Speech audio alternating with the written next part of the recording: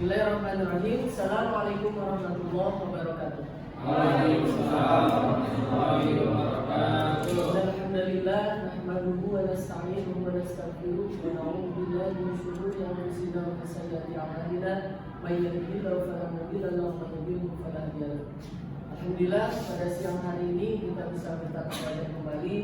Insyaallah pada kesempatan kali ini saya akan mencoba menjelaskan terkait dengan konsep dasar hukum pidana Islam. Seperti itu ya.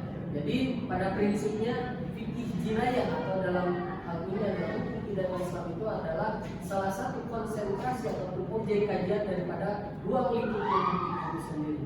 Seperti di awal pertemuan kita sudah pernah menjelaskan bahwasanya pembagian daripada ilmu fikih itu terdiri dari beberapa hal kan seperti itu. Yang pertama ada fikih munakahat, kemudian fikih siasat, fikih muamalah, dan juga kajian kita hari ini akan terkait dengan fikih jinayah. Oke, kita mulai saja ya. Apa itu jadi fikih jinayah itu? Fikih jinayah itu adalah ilmu tentang hukum syara yang berkaitan dengan masalah perbuatan yang dilarang atau jarimah, dan hukumannya itu ataupun disebut sebagai ukubah kalau di dalam hukum Islam, yang diambil dari dalil-dalil yang terperinci. Jadi dalam hal ini jarimah itu adalah istilahnya tindak pidana di dalam Islam seperti itu. Berbeda dengan hal yang terdapat di dalam hukum positif. Berbicara tentang tindak pidana itu kan aturannya dari KUHP atau hukum positif itu sendiri. Kalau di dalam Islam itu aturannya sudah jelas terdapat di dalam nas Al-Quran maupun di dalam Sunnah. Kemudian berbicara tentang hukuman itu adalah ukubah. Kalau di dalam hukum Islam itu ada yang namanya ukubah asliyah ataupun hukuman pokok, kemudian ada hukuman tambahan, hukuman lengkap seperti itu. Kemudian yang selanjutnya berbicara tentang jarimah. Jarimah itu adalah tindak pidana di dalam Islam ya seperti itu. Kemudian di dalam pembagiannya secara garis besar, jarimah itu dibagi menjadi tiga. Yang pertama ada jarimah hudud, jarimah qisas diyah, kemudian jarimah ta'zir.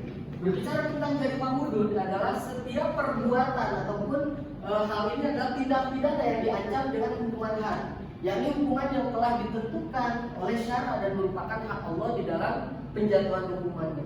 Jadi ketika berbicara tentang jarimah hudud itu tidak ada tawar menawar di dalam penjatuhan sanksinya. Maka dikembalikan kepada nas Al-Quran di dalam penjatuhan hukumannya seperti itu. Di antaranya di dalam jarimah hudud itu ada jarimah zina kan seperti itu. Ayatnya apa? Azaniyatu wazani fajlidu kulla wahidin minhuma mi'ata. Kemudian ada juga jarimah sarikoh ataupun pencurian. Pencurian itu kan ada ayatnya di dalam Al-Quran, as-sariqu was-sariqatu faqta'u aydiyahum. Itu salah satu contoh yang terdapat di dalam jarimah hudud. Kemudian yang kedua ada jarimah qisas diyah. Jarimah qisas diyah itu apa?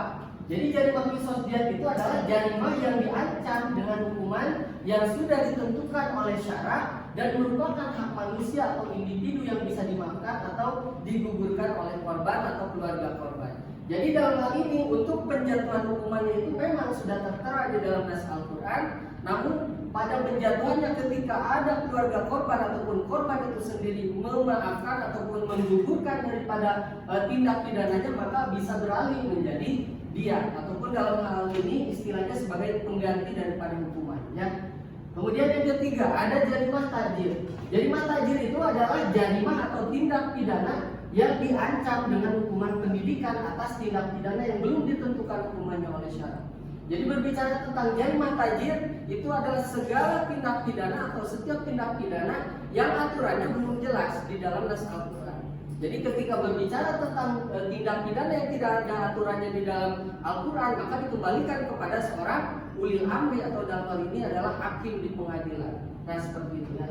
Kemudian yang selanjutnya, nah ini ada beberapa pembagian di dalam jarimah hudud. Yang pertama ada jarimah zina, kemudian yang kedua ada jarimah qadhaf.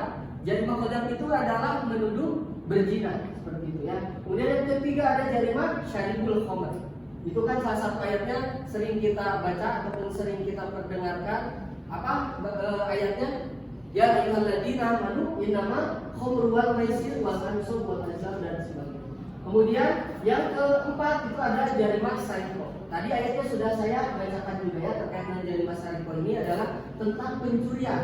Kemudian yang selanjutnya juga ada jarimah al-mirobah. Nah ini al-mirobah itu adalah perampokan.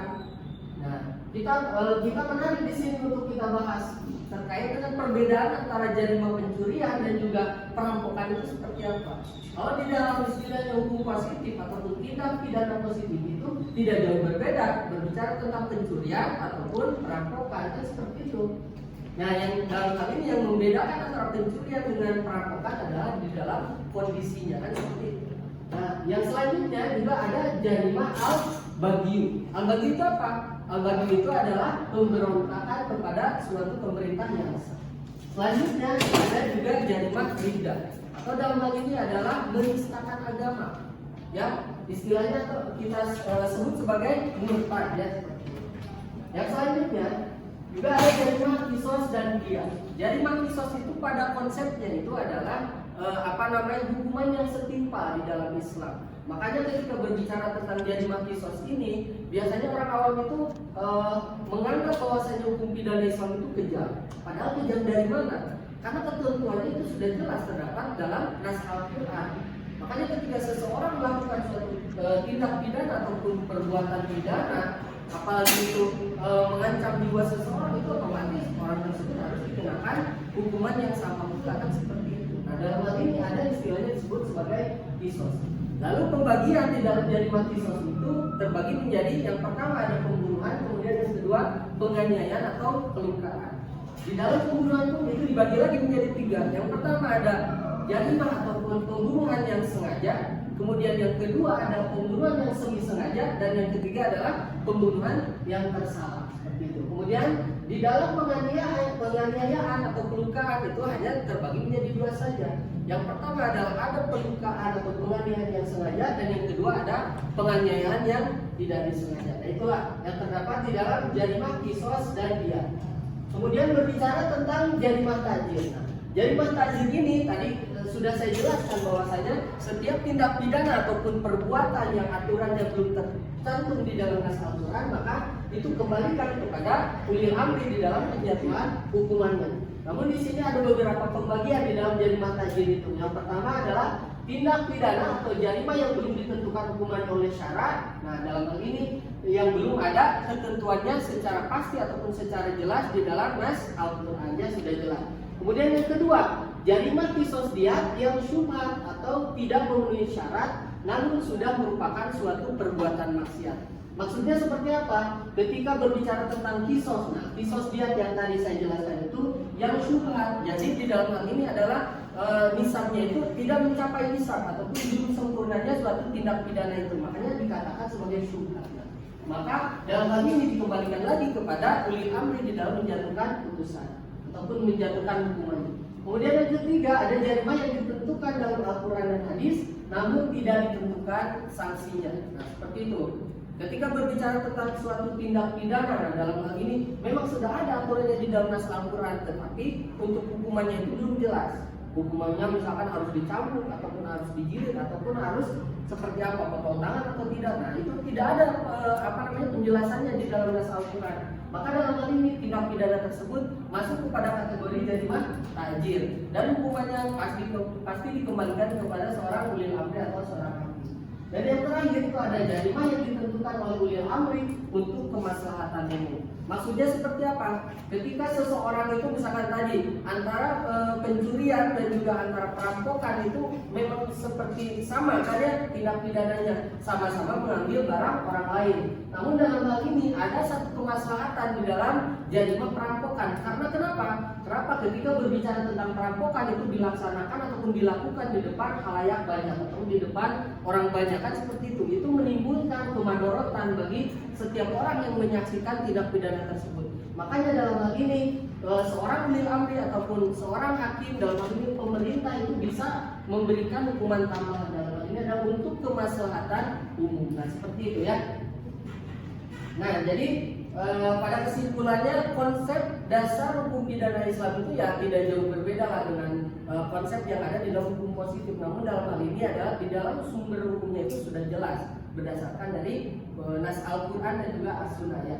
Jadi selanjutnya adalah saya mungkin ingin bertanya kepada rekan-rekan mahasiswa di sini. Yang pertama adalah terkait dengan bagaimana pemahaman saudara terkait dengan konsep hukum pidana Islam. Mungkin daripada mahasiswi ada yang bisa menjelaskan? Ya, silakan. Saya Pak Ya, silakan. memberi pemahaman mengenai bagaimana konsep hukum pidana Islam menurut saya. Nah, dari tadi yang Bapak jelaskan, menurut saya hukum pidana Islam atau fikih jinayah ini yang saya pahami merupakan suatu ilmu tentang hukum syariat yang membahas mengenai larangan atau jarimah dan hukumannya atau ukubah, di mana hukuman dan larangan tersebut sudah tercantum di dalam dalil-dalil yang sudah terperinci di dalam Al-Quran. Nah, lalu fikih jinayah itu terbagi tiga. Yang pertama tadi ada jarimah hudud, yang kedua ada jarimah qisasiyah, dan yang ketiga ada jarimah ta'zir. Yang pertama ada jarimah hudud, di mana jarimah hudud ini merupakan perbuatan atau perbuatan yang dilarang, di mana hukumannya itu sudah jelas tercantum di dalam Al-Quran dan tidak bisa ada tawar-menawar di dalam hukuman jarimah hudud.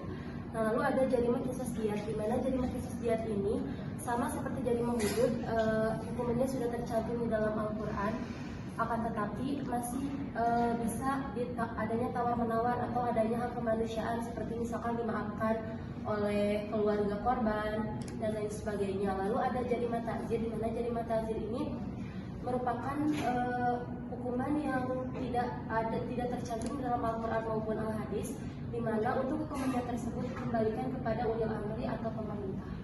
Mungkin seperti itu, Pak. Baik. Dari mahasiswanya siapa? Boleh? Saya mungkin Pak, Ya. Saya juga memiliki sedikit pemahaman persoalan bagaimana sih hukum pidana Islam itu sendiri.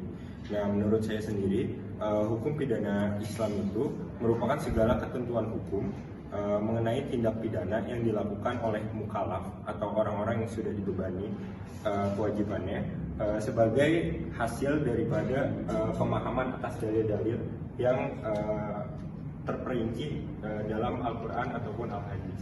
Nah, di dalam hukum pidana Islam ini sendiri itu terdapat beberapa jarimah yang seperti Bapak jelaskan tadi. Nah, ada jarimah hudud, jarimah qisas, dan diyat, dan juga yang terakhir ada jarimah ta'zir. Itu aja sih Pak pemahaman dari saya. Baik, mungkin itu saja untuk pertemuan hari ini. Terima kasih untuk rekan-rekan semuanya untuk memberikan ulasan terkait dengan pertemuan hari ini. Bagaimana itu konsep dasar hukum pidana Islam. Mudah-mudahan nanti minggu depan kita akan beranjak kepada materi yang selanjutnya, itu tentang ukubah ya, atau hukuman di dalam hukum pidana Islam. Mungkin di sini ada pertanyaan dulu atau sudah cukup? Ya, kalau sudah cukup mungkin kita akhiri saja untuk